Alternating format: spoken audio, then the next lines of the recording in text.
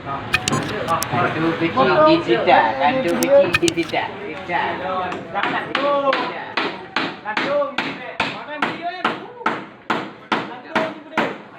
Sederalun, puluhan warga Gampung Kuta Bakdrin, Kecamatan Tangan-Tangan, Aceh Barat Daya, menyegel kantor kecil.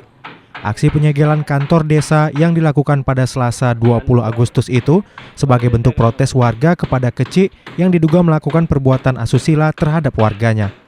Camat Tangan-Tangan Jasmadi mengatakan bahwa aksi penyegelan kantor kecil itu sebagai bentuk mosi tak percaya warga terhadap kecil Kuta Bakdrin Sarkani.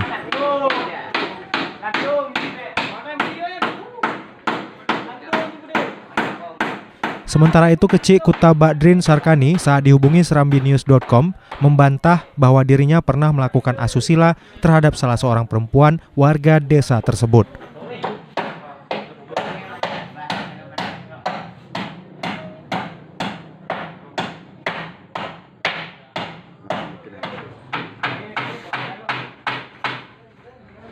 Kantor baru desa kat mana pala?